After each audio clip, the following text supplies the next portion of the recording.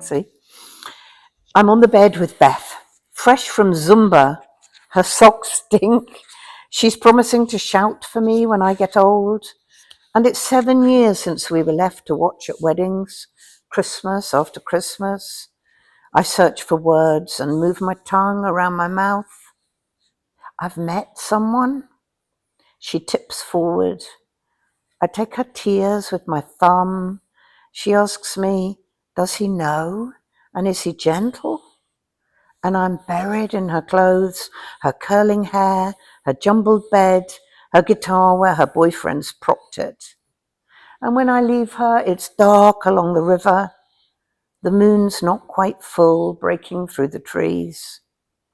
There's no one on the road, and as I pull up the hill, I flick off the wipers. I realize it's me. It's not raining.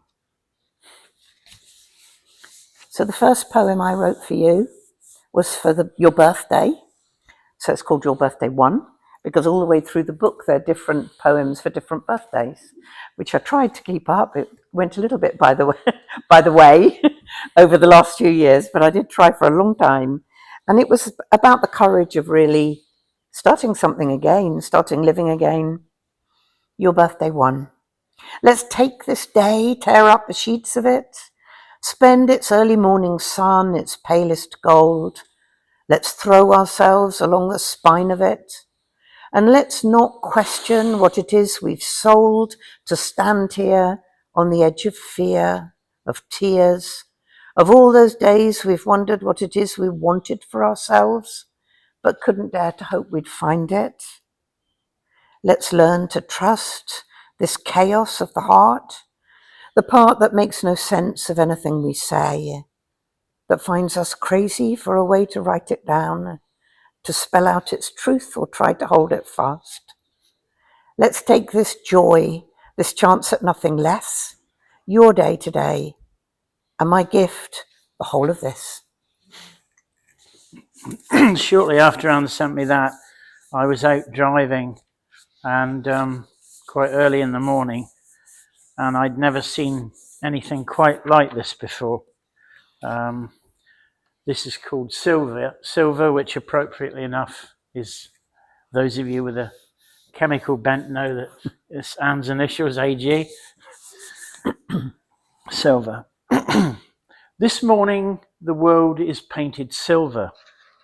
Some trick of sunlight after frost has made it look as if the trees, hedges, edges of fields, sides of the road have been adorned, made lustrous by some smooth-tongued smith who has dipped into this shining preciousness, spooned eloquent coinage across the land, conducted an urgent symphony of cold heat, charged the air electric, loaded all the circuits of this world with argent, made it burn. We did a lot of travelling.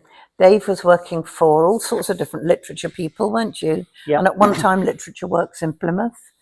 And we did something like 24 towns in 12 months.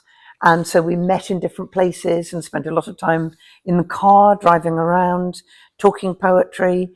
David edited with 3 friends a book of poems for Bob Dylan for his 70th birthday. Yeah, it would be now, yeah. And so we were with a group of poets reading in different pubs and clubs all around the country. So every time we went to a different place, we then tried to write about that, which was really quite nice to do, wasn't it? So we're in Broadstairs, are we, for the first? Are you going first, or are you going? You go. Right, I'm you going, go. aren't I? You go to Broadstairs first. Broadstairs, yeah. My sister and her family used to live in Kent, and so when my nieces were young, we used to do a lot of exploring around Kent, and that's kind of was the start for this poem. It's the first time I'd been back there for many years. Broadstairs. Sweeping through the garden of England, I'm going back 30 years, remembering how my youngest niece loved this place, how my father hated it, how Fleming so gloriously describes the drive down from London in the days before the motorway, bombed on his way to that golfing duel with Goldfinger at Sandwich. We're travelling for poetry again, a creaking reading in the old lookout, guarded by an old Scotsman in a kilt we can't help looking up. Staying on the eastern esplanade, a tall house with refugees from California, Kenya, who have the answer to that riddle, you can't have everything, where would you put it? We talk, walk, you laugh at more tales of my father, his windbreak, his games of frisbee, beach cricket, keep it up with the football. We burn in a brief burst of longed-for sun, sing along a 70s around the old bandstand, take home balls of chalk with holes you can peer through, and as we head for home, the rain comes, sweeps away those last traces of Sahara sand. If the whole car was covered in Sahara sand in the morning, it was quite complicated to try and find a way out. I don't spend my whole life doing it, but I do attend quite a lot of funerals running a care home. And I was a couple of days after having been to Broadstairs, standing in a crematorium and put my hand in my pocket and suddenly realized it was completely full of sand. So this poem comes from, it starts there basically. Everyone prays, bows their heads as one. I don't, because I have left the dead, finding you. I watch the wind distress the trees, the rain, stuff my hands in my pockets, finding sand. Broadstairs last weekend, so hot we slept with the doors thrown wide to the lull and splash of the sea. Broadstairs, where the white light of morning stole across your back, where breakfast came on heavy trays, yellow pansies, leaves of mint, golden melon, pastries, dark tea in a brown pot. Broadstairs, where we climbed the stairs to read together for the first time. The old lookout looking out at the sea, coming in, so flat, so different from the crash, the menace of the sea at home. Broadstairs, chalk pebbles shot with holes, bare feet, tales of your father, his windbreak hammered in the sand. Sand you'll find later in both pockets of your shorts. You'll sift it through your fingers as I do now. It's grit, it's silk, a lasting prayer of its own. Where are we going next? Moons. The moons. So there's two companion poems about sleeping in the dark. Me? Yeah. Okay. This is called The Same Moon Still. From the deck of our outside bed, we turn slowly in a sea of stars, June to July, August to September. Hopeless navigators, we're lost as major constellations swing about the sky. Our more certain compass points are all on land. The leaves, the flowers, the planted peas and beans, the kale, all show us, each waxed and waning day, the direction to set sail. Night by slowly shortening night, we venture out by torch, then candlelight. Extinguish these to lie between the starlight and the moon. The same moon still that shone on Samuel Palmer, his countless sketches of the skies, the holy way he paints that same moon on the rise. The same moon that brings us to the end of all these summer days. The same moon that shines like gold dust in your eyes, that keeps me rising where you are, following for as long as there is darkness in the sky, my homeward star. When I was small, when we were ill, there were 4 of us siblings, when we were poorly, our mother used to take our beds into the garden. And East Anglia was very much drier than it is down here, so it was quite successful. But it was just lovely, and I remember that feeling of being out of doors in bed. So you could cuddle up, but also you had the fresh air on your face. And it's something I always wanted to do. Unfortunately, Dave was willing to try. So we now have a double bed in the garden, just a proper huge double bed. And we've got a canopy over it so that it can't rain on you, but all the rest of it is open to the garden. And from April probably till October, we can sleep out of doors, which is just fabulous. And so this was where the bed poems come from. And mine is called Rose Moon. That summer, we took the bluebone bed into the garden and watched the rose moon climb through the pea sticks, gilding the pear trees. Stars hung in the honeysuckle in the jumble of its hoops. Constellations changed, made way for Cygnus, Orion. Some stars stayed until the Penzance train clattered on the viaduct. The white noise of early traffic woke the bypass, or tiny birds shot underneath our canopy to squabble in the thicket of bamboo. The night sky constant, I dreamed differently. We were more gentle with each other. We slept with owls, slow moths on the mallow, always the scent of lavender, even when it rained. We were woken by birdsong, by the slurred hush of cows shuffle in the river, the sharp midnight taste of weather. One August night, a summer storm of lightning tore through all four corners of the dark. We stayed till trees we'd seen leaf softened at the edges, the ash yellowed. Hawthorns buried, rosa open arms gave up to cosmos, feathered and purple in the marigolds, where tomatoes still ripened by the wall. In October, the night fret licking at the covers, the long summer over, we left. We left the night hiding in its dark, its clouded stars too scattered to decipher. We left the rain to rattle at the shelter, and we wrapped the bed, abandoned it, as one might a faithful, blameless lover. Now, were you going on to? Yeah. Yeah. I'm going to sit while you do City of Water. Okay. And then you're finishing Yeah, off. Yeah. So some years ago, I was commissioned by Plymouth Music Zone to write a poem about Plymouth and water for the charity Water Aid. They were doing a massive campaign to raise money. And this was actually, I then did some workshops with one of the musicians at the college in Devonport. And they did things in care homes, and it was a big project. Primary And it schools. finally came together in a massive event at the Devonport Guildhall with the Orchestra of the Age of Enlightenment, who had put this poem to music. So it's kind of designed to go with the music, and therefore there's a refrain which comes in between each little bit. So I will only just read the refrain right at the beginning. City of water.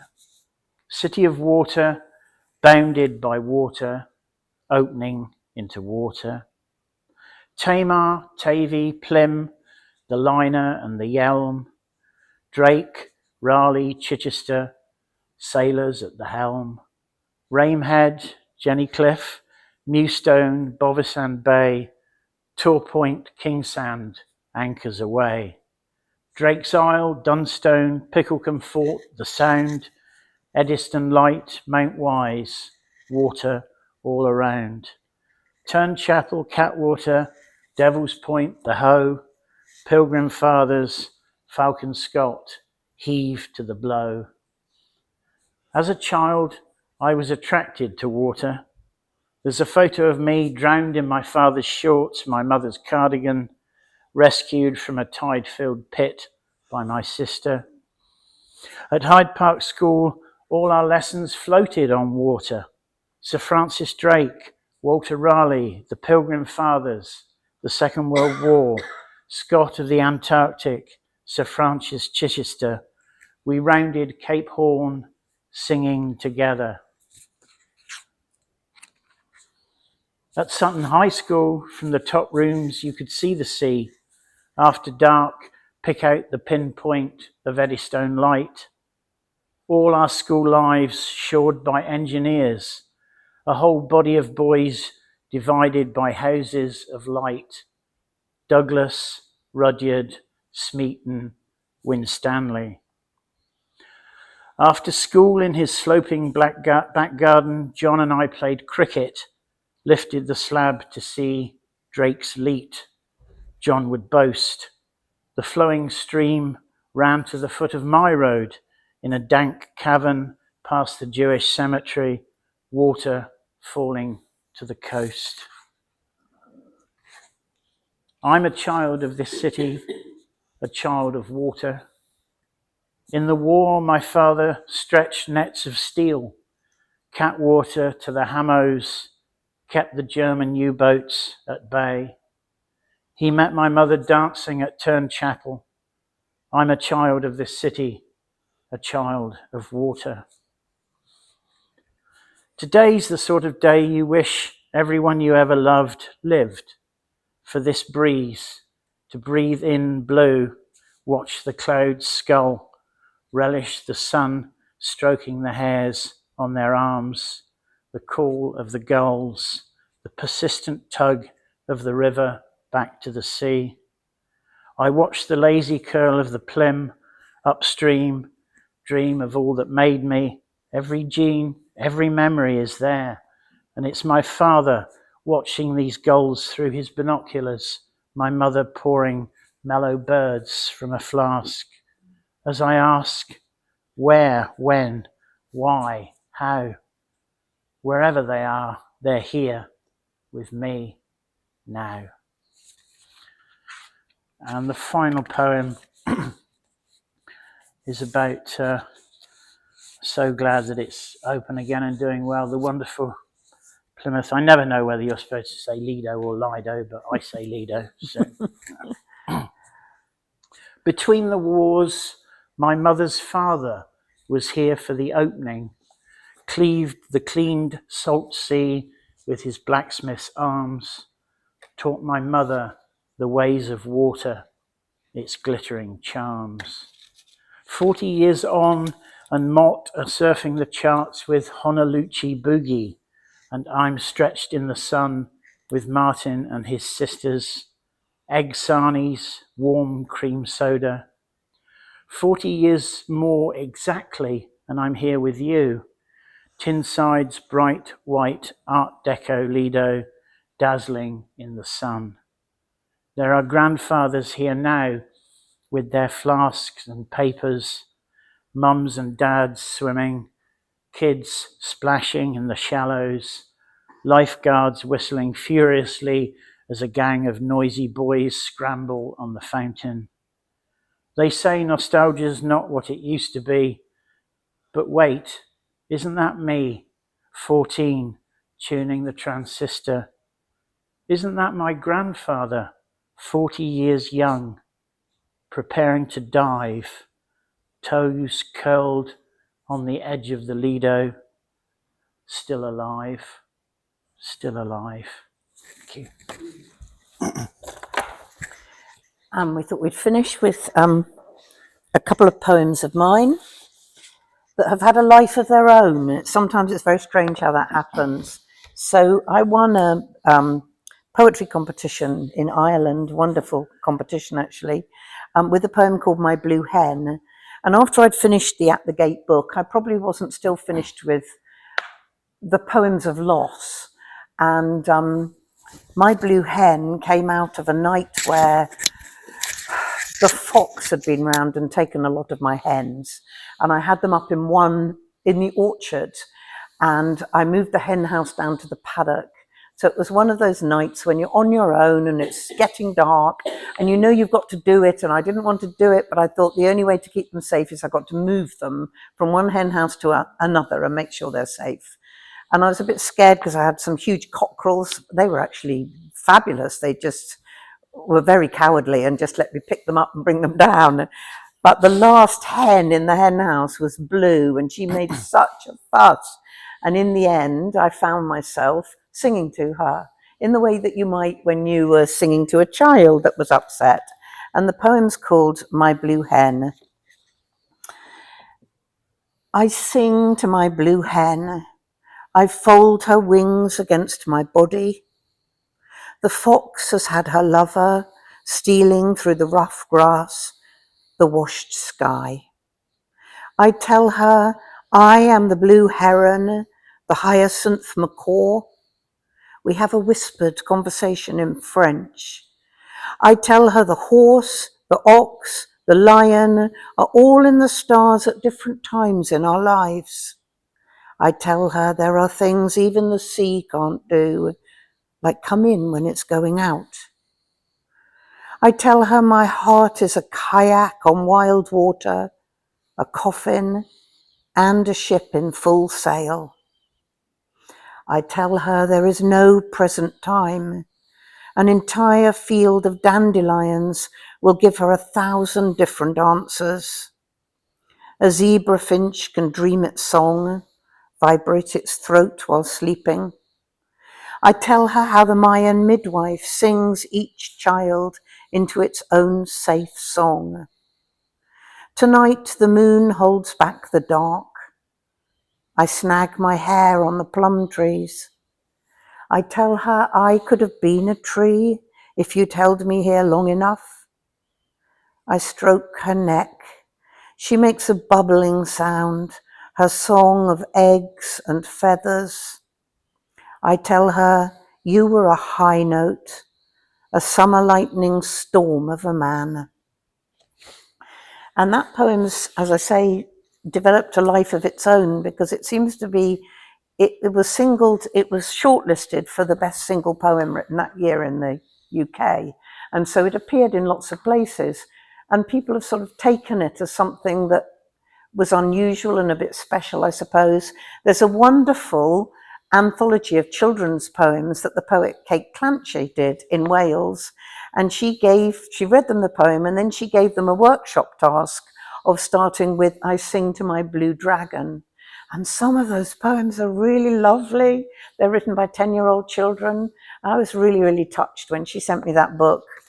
Well, you even heard this week from a friend that has another friend who runs workshops up in Northumberland, the northeast, yeah. and she was using that poem as a starting place for a workshop. So yeah, and that's more than 10 years since she won that poem. And then the other poem that's got a complete life of its own is called Love Listen. And it's in this little book for my mother because not very many people know that I actually wrote it for my parents because the whole dementia thing was just so hideous and difficult.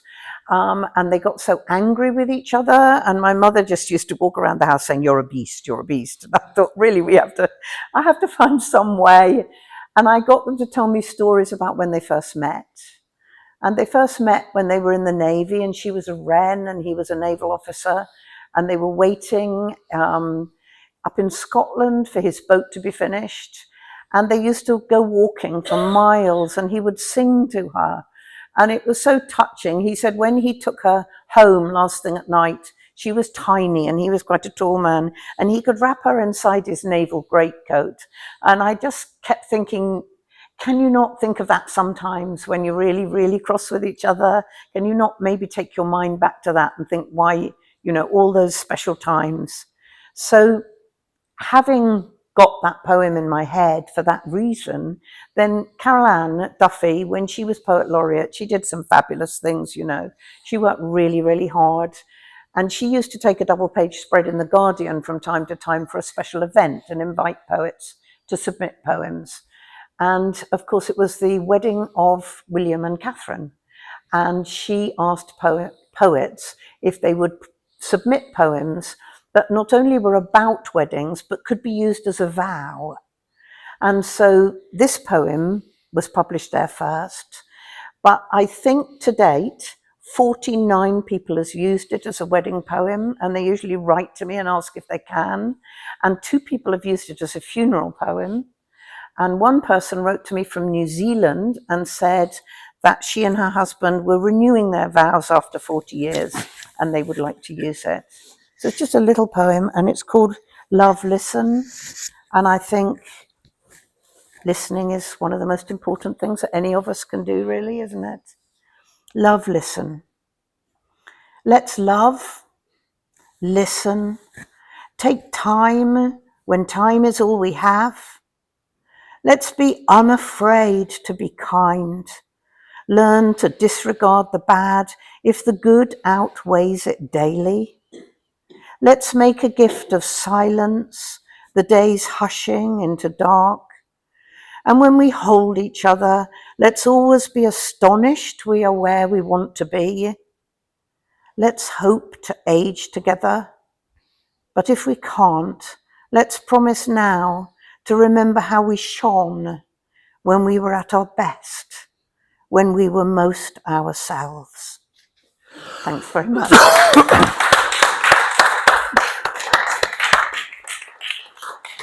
Thank you. I hope that was enough. We're very happy to take questions or Or chat. receive comments or whatever.